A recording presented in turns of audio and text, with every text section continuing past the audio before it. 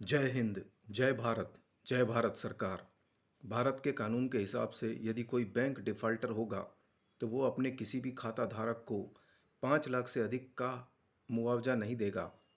इसके उल्टे में यदि बैंक का कोई उधारकर्ता, चाहे वो कितना ही पुराना और रेपुटेटेड खाता धारक हो, किसी कोई भी परिस्थिति में, किसी हादसे में, किसी वजह से अगर एनपीए हो जाता है या डिफ़ॉल्टर हो जाता है, तो बैंक करप्सी एक्ट और सरफेसी एक्ट मैनेजर को वो पावर देते हैं कि वह बिना किसी कानूनी अड़ंगे के स्वयं अपनी इच्छा से उसकी कोई भी प्रॉपर्टी को जो बंधक है उसके अलावा भी अटैच कर सकता है, और यदि बैंक करप्सी एक्ट के माध्यम से ज़रूरत पड़ी तो उसकी गिरफ्तारी भी करवा सकता है।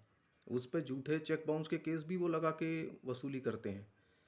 तो इस तरह से बैंक डिफ़ॉल्टर हुआ तो 5 लाख रुपए से ज़्यादा नहीं देगा, और यदि कोई उधारकर्ता डिफ़ॉल्टर हो गया तो उसका और उसके गारंटरों का सब कुछ मैनेजर अपनी मर्जी से वसूली करेगा।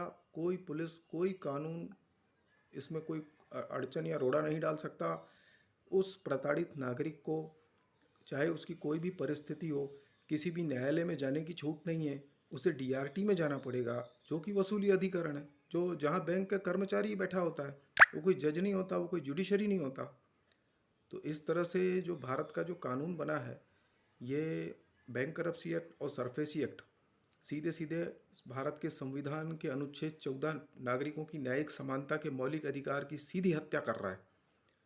और इसमें हाई कोर्ट और सुप्रीम कोर्ट मौनानुकूलता बनाए रखे हुए हैं। संविधान का अनुच्छेद 32 और अनुच्छेद 226 हाई कोर्ट के लिए, अनुच्छेद 32 सुप्रीम कोर्ट के लिए नागरिकों के मौलिक अधिकारों की सुरक्षा की गारंटी देते हैं। यदि वे सही में गारंटी देते हैं और अपने दायित्वों का निर्वहन कर रहे हैं तो वे सरफेसी एक्ट और बैंक करप्सी एक्ट जैसे कानूनों को चलने कैसे दे रहे हैं? यह सरासर अन्याय है और भारत के नागरिक इसमें सोए हुए हैं।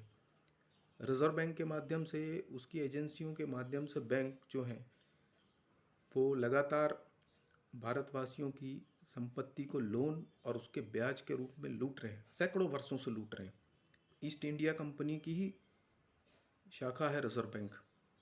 ये वही रिजर्व बैंक जो है वो ईस्ट इंडिया कंपनी द्वारा ही संचालित है, बैंक ऑफ इंग्लैंड का ब्रांच है, जो भारतीयों की संपत्तियों को लूट कर पूंजीपतियों को दे रहा है, और जो उस भारतीयों की पूंजी है उसे लगातार सोने में कन्वर्ट करके इंग्लैंड भेज रहा है। यदि अब भी हम नहीं जगे तो लानत है हम पे, धिक्कार है हम पे।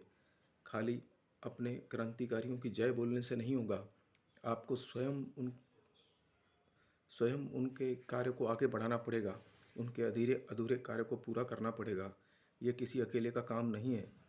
कृपया भारत के सभी भाषी अपने भेद भुलाकर संगठित हों और इस लूट का विरोध करें। धन्यवाद।